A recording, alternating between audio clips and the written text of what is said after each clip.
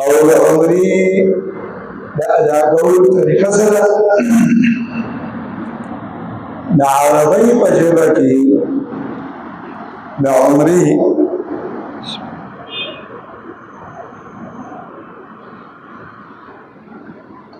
د لفظ معنا د زیارت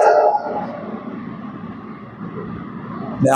عمره د عربۍ د ژبې لفظ دی او د عربۍ په ژبې کې یو عمره څه ته وایي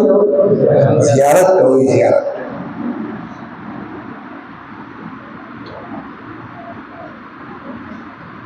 او شرعي عمرې ته د عمرې د نوم په دې بنیاد کې ښودلی شوی دی چې په دې شرعي عمره کې هم حاجي د الله د کور زیارت کوي نو ځکه ورته عمره وایي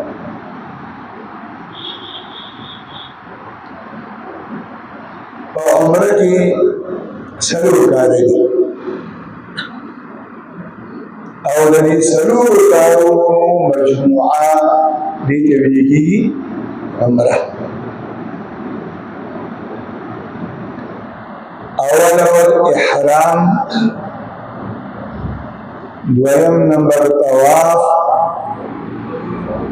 دریم نمبر د صفا او د مروه ترمنځ سعی او څلورم نمبر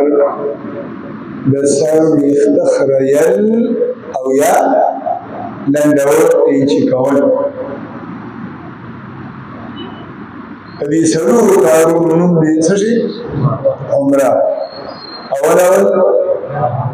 احرام دویم طواف دریم صفا او د مروه ترمنځ سعی او څلورم سر خریل او یا ویښته قینچي کول دې ته عمره او ترتیب یې همدغسې دی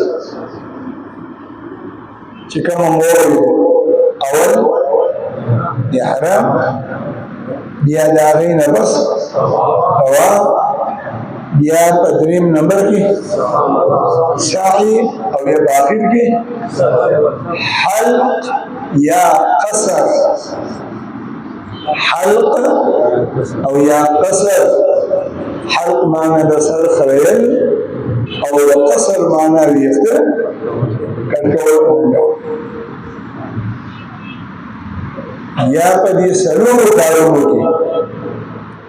دا دوه کاره په عمره کې فرض دي او دا دوه کې واجب دي دوه فرض او واجب نو عمره د څلورو کارونو نوم دی دوه واجبه او دوه فرایض احرام فرض طواف فرض د صفا او د مروه ترمنځ سعی واجب حلق یا قصر واجب او تاسو خیال کړی کنه په مانځه کې بعضې کارونه فرض دي او بعضې کارونه په مانځه کې واجبات دي کم کم کار چې په مانځه کې فرض دي که دا درنه پاتې شو نو مونږ دې راغلو بیا به د سره کې او که واجب درنه پاتې شو نو مونږ دې تللی نه دي فاسد شوی باطل شوی نه دي خو په مونږ کې څه راغله نقصان راغله د هغه نقصان دپاره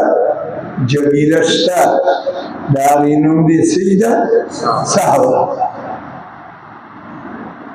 نو دغرانګې په حج او په عمره کې چې کوم کارونه فرض دي په دغه کې چې کوم کار درنه پاتې شو نو حج عمره دي لارو ختم بیا دی او چې کوم کارونه پکې واجب دي که کدا درنه پاتې شو نو د هغې دپاره بیا جبیره شته چې د هغې نوم دم دی او یا صدقه ده بعضې کارونو کې دم دی او بعضې کارونو کې صدقه ده هغه به ورکړي هغه نقصان دی پوره شي حج عمره دې وشوه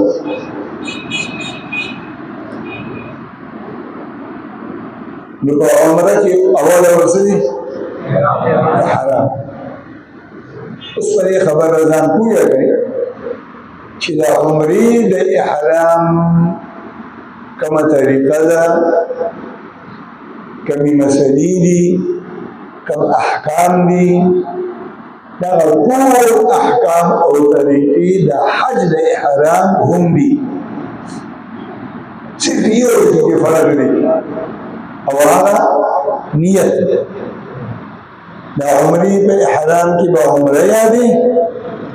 او د حج په احرام کې به حج یادې نو ټول حکمونه یو دي نو چې د عمرې د احرام طریقه دې زده کړه دا داسې شوه لکه چې د حج د احرام طریقه دې زده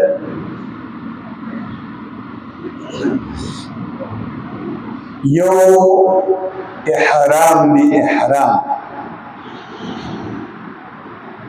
او یو محرم دی او دریم دی محرم لباس دی دری شوی یو سشی احرام او دریم محرم دا بیا د ذکر چې دا ټکی اکثر خلک غلط وایي محرم په دې باندې محرم وایي او کله د محرم په دې محرم وایي نو دا غلطي ده نو یو احرام او دیم محرم او دیم د محرم لباس دا جدا شي من او تاسو په عامه معاشره کې دی لن او صادر د سوی احرام لن او صادر احرام نه دی دا خو د محرم لباس دی وردی ده احرام د عربی د ژبې لفظ دی او لدی لفظ خپل لفظی معنا ده یو سیز په ځان حرامول یو سیز په ځان حرامول نه لفظی معنا ده او د حج او د عمرې په مسائلو کې د احرام معنا ده د حج او د عمرې نیت کول د حج او یا د عمرې نیت کول دې ته سوی احرام او بیا چې کوم مسلمان د حج نیت وکړو او یا د عمرې نیت وکړو نو تر څو چې د حج او د عمره کړي نه نو د نوم دی محرم څنګه دی محرم نو محرم هغه مسلمان ته وایي چې هغه د حج نیت کړي او یا د عمرې نیت کړي تر څو چې د عمره او حج ادا کړي نه دي د هغه وخت پورې د لقب او نوم څه دی محرم اوس مسله دا ده چې د حج او د عمرې نه علاوه نور چې څومره عبادتونه الله پاک په خپل بندګانو فرض کړي دي د یو عبادت د ادا کولو لپاره الله پاک مخصوص لباس مخصوص وردی مخصوص یونیفارم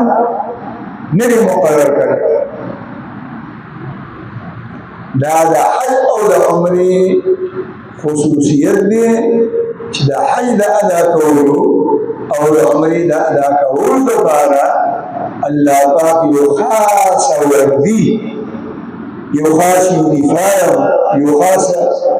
لباس مقرر کړی نو دغه لباس نوم دا ساده دا د محرم سره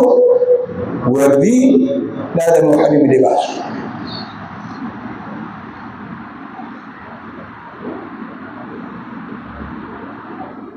پدې کې څه حکمتونه دي نو الله جل مجلاله د خپل کارونو په حکمتونو باندې خپلېږي خو علما پکې یو څو حکمتونه بیانوي